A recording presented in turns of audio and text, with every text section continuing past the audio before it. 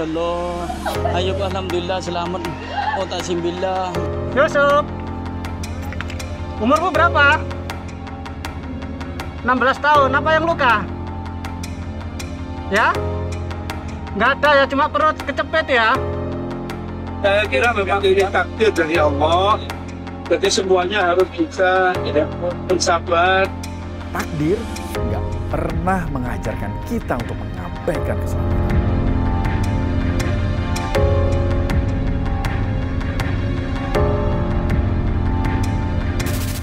Setelah 5 hari proses evakuasi, tim SAR akhirnya melakukan panggilan terakhir.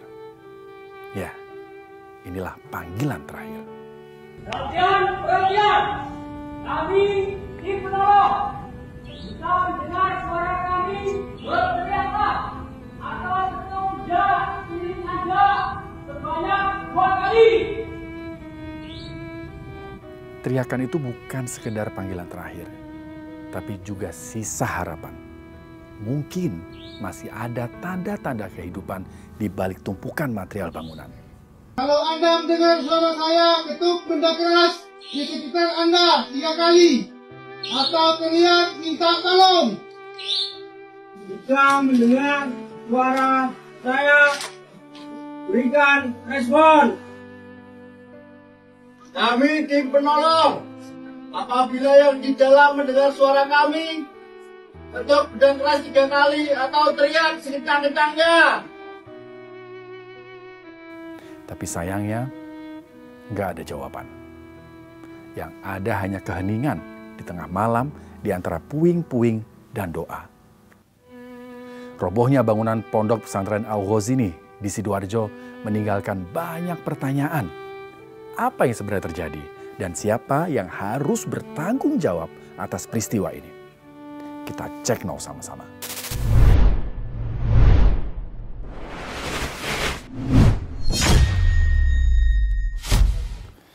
Pertama, tim Cek Now mengucapkan berduka cita sedalam-dalamnya atas kejadian yang menimpa para santri Al-Ghazini di Buduran, Sidoarjo. Mereka meninggal saat menunaikan sholat asar. Ya, meninggal saat sedang ibadah.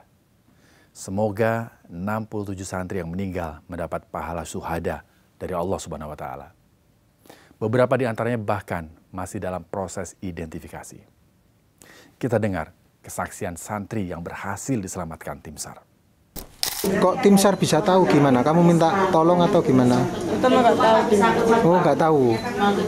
Pas ada tim yang bilang, apakah ada orang? Terus kamu jawab? Tok tok tok tok. Suruh tok tok. Ah, terus tok tok. Karena nggak bisa ngomong ya tok tok. Terus akhirnya kamu. Sini Pak. Pak. Siapa namanya?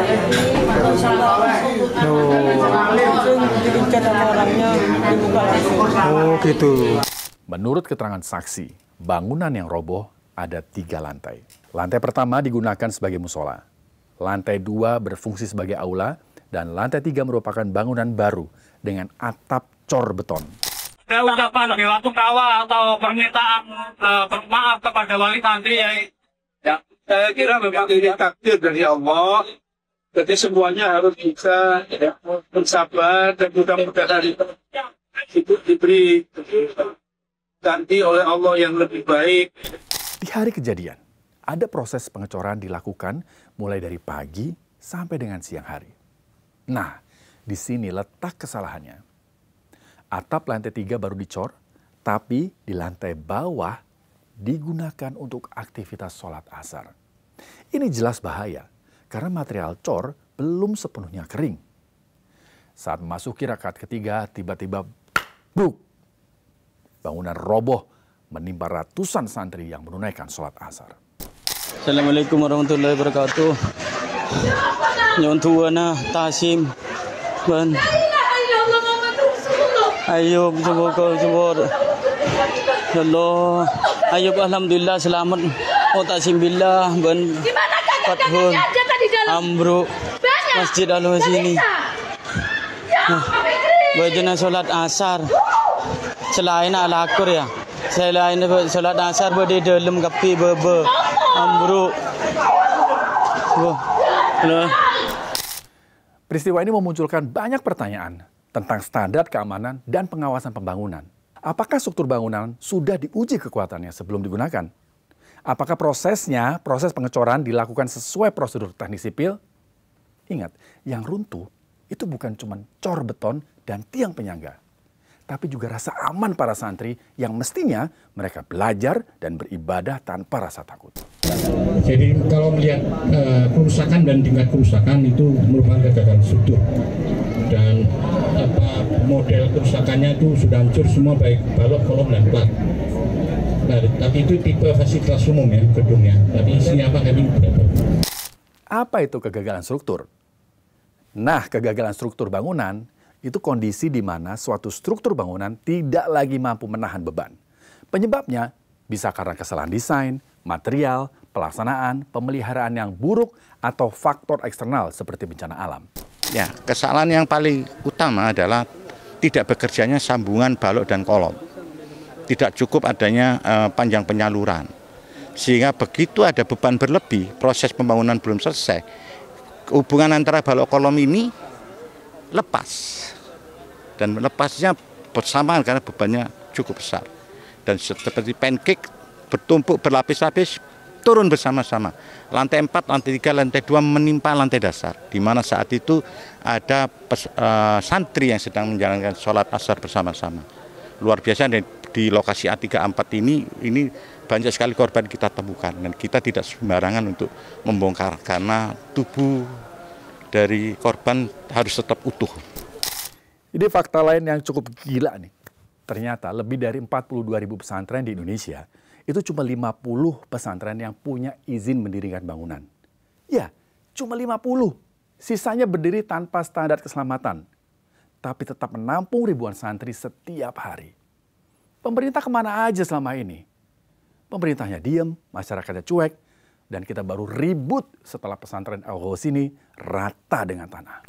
Kepada pesantren tidak boleh membangun sendiri, harus ada tim teknisi. Soal gotong royong itu boleh, tapi bahwa harus ada ilmunya. Kita minta kepada semua pesantren yang lagi bangun, tidak boleh membangun tanpa ada kalkulasi teknik. Saya setuju Caimin, jangan asal bangun. Yuk, pemerintah harus berani mengkaji ulang semua pesantren yang saat ini dalam proses pembangunan. Jangan asal bangun pesantren hanya modal iman tanpa ilmu, supaya nggak ada lagi kejadian yang terulang. Fakta lain yang bikin miris ya. Ada santri-santri yang ikut pengerjaan bangunan. Ini bukan soal kalian berkhidmat sama pesantren atau taat sama kiai. Tapi ini soal keselamatan, soal nyawa yang nggak bisa ditukar dengan kata ikhlas. Kalau urusannya sudah sampai pada struktur beton, struktur bangunan, dan beban cor, itu bukan ladang pahala, itu wilayah tanggung jawab profesional. Kalau bicara penegakan hukum, sebagaimana yang sudah disampaikan oleh Bapak Kapolda, bahwa hal ini pasti akan tetap kita lakukan. Ya. Namun tentu menunggu dari proses pembersihan, proses evakuasi seluruh korban ini berhasil dilakukan. Kalau terkait dengan saksi, tentu ini berarti kita harus melakukan proses pemanggilan, melakukan proses interogasi. Sejauh ini kami belum melakukan atau melangkah ke sana. Saat ratusan petugas berjibaku mengevakuasi korban dari runtuhan, sebuah video beredar di sosial media. Ratusan santri ngerjain pekerjaan konstruksi, termasuk pengecoran. Mereka nih berdiri di atas ketinggian tanpa pengamanan yang memadai.